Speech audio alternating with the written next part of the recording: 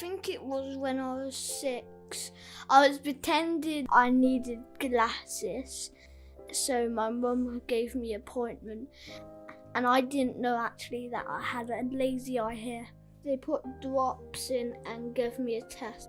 They gave me some glasses. I had to wear them all the time except for when I was getting changed, having a shower, and then going to sleep.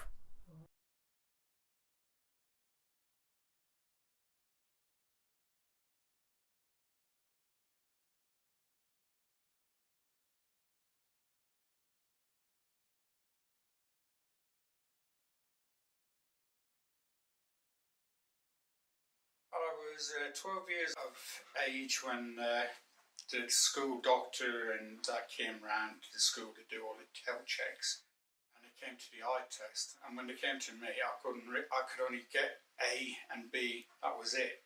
I could read close up, but anything a bit distance I couldn't see. And I was asking the kid next to me, "What's the next one? I can't read it." I used to see birds there because I could just see a blur, and I used to say, "Oh, that's a pigeon, it'd probably be a crow." The glasses are not like they are now, and I used to be called Four Eyes and all that lot. Really puts a dampener on your childhood. The thing I find now is I have to take my glasses off to read, which is quite funny when everybody else has to put theirs on.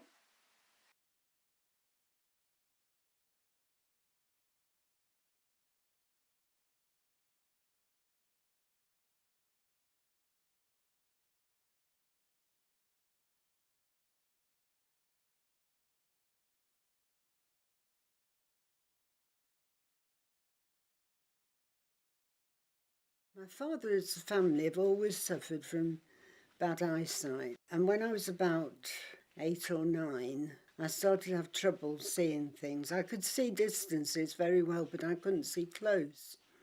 So I went to the infirmary to see an eye specialist, and he said that I was in fact long-sighted and I had an astigmatism, which means that your two eyes don't focus together. So from then on I had to wear glasses. My sight was reasonable and it didn't change much at all for years. And then when I was over 50, it started to change, and I was having to go, every 2 years, 1 year. So all went on just the same until I went to America on holiday.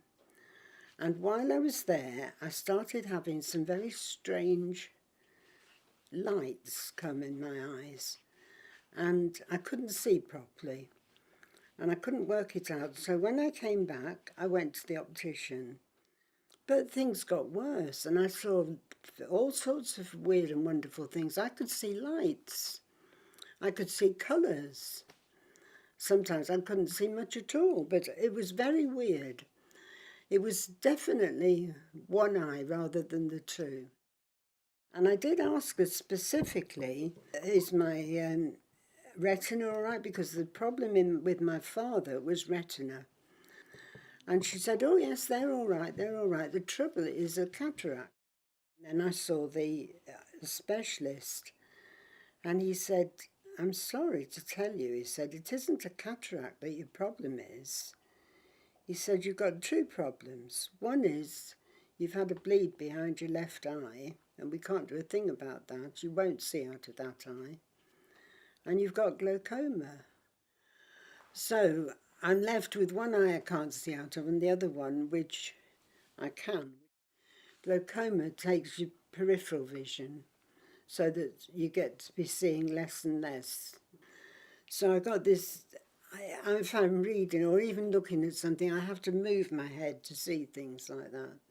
Otherwise I miss a bit of it. I mean, if I'm looking at people, I can't see their shapes, I can't see their faces. And if people come towards me, I can tell who they are.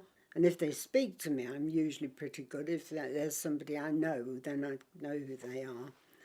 But unless it's people I know, I'm slightly confused to begin with. Eating food is a problem. Because again, I obviously must still have better long vision than short vision. So it's a problem, but you've got to get on with it, haven't you?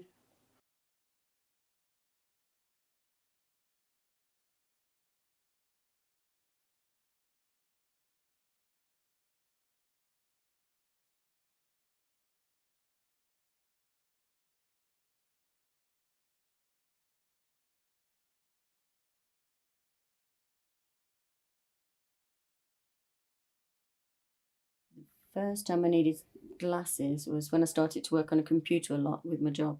And it was only a small prescription, just enough to rest your eyes a bit while you're looking at the screen all the time. And how old would I have been? I must have been in my 30s by then. But never any problems before then. And I got fed up of not having a full vision. Because when you look to your side, particularly when you're driving, when you're wearing glasses, there's a gap. So there's either the line where your glasses are that blocks your vision, or just the fact that the field of vision on the lens is not very good. So you always feel like you don't get your full view. So I just thought, I'm just going to go for this operation.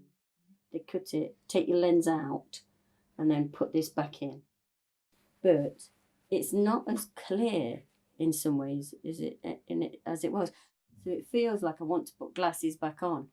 But in general, mostly it's good.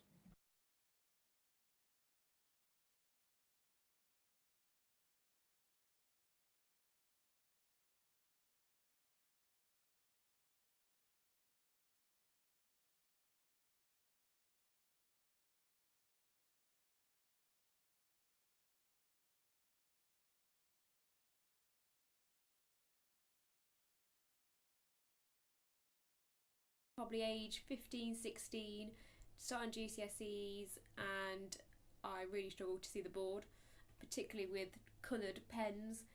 So I decided that I needed to do something about it because I was just squinting all the time. I started to wear glasses for way over 10 years.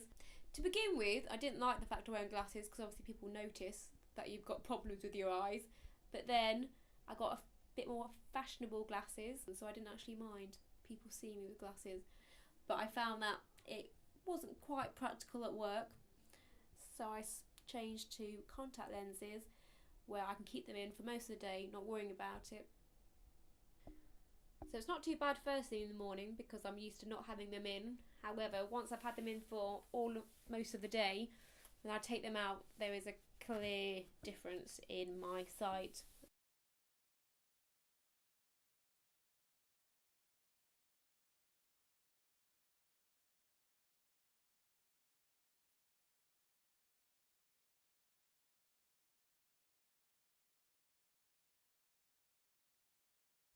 I was born in 1953. The date my mum had was February the 8th and I was born on November the 16th. And they were trying out these oxygen tent incubator type things. And they put me in one and gave me too much oxygen. Because I had too much oxygen, that damaged the optic nerve, which meant that I couldn't see. There are certain things that are difficult, like watching Mr. Bean, because there are no words. Kind of the parameters by which you judge things are different. So, for example, I dream in audio, because obviously I can't dream in vision because I haven't got any.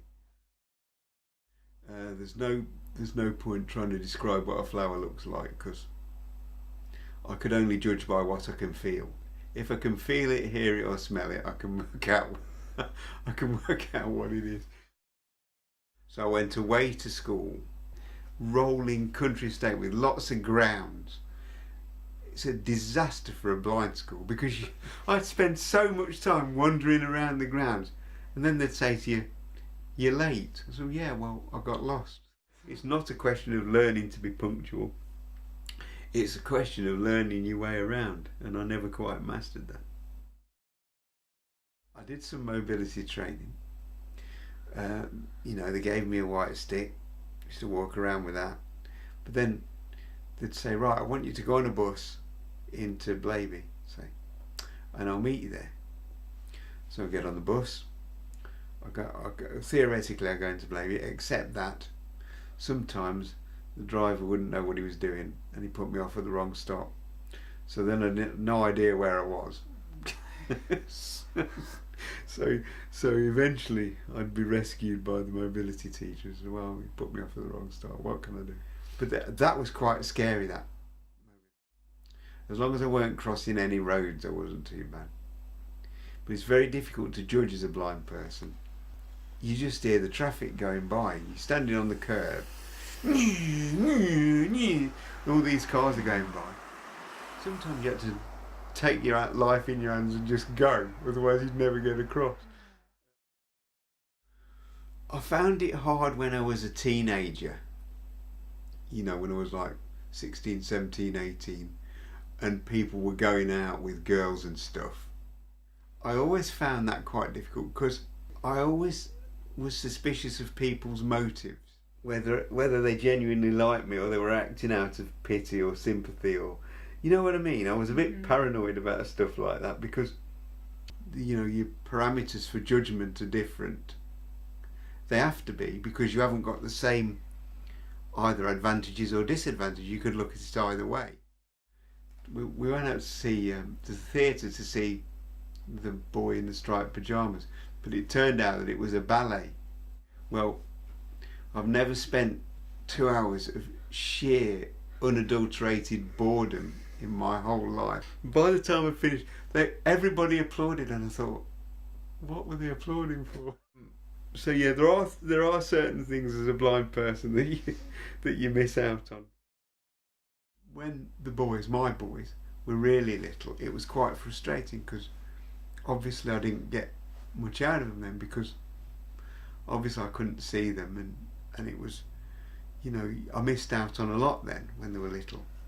But as they've grown older, obviously we've done a lot of things together, and so it's been quite good, really.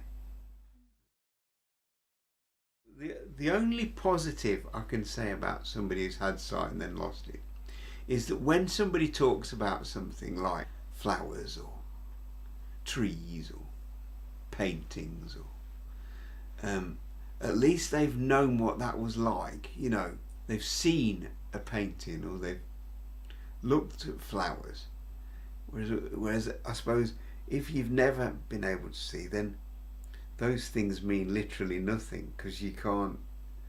There's nothing to give you any lead on, you know. But you know, life ain't bad, really, to be honest.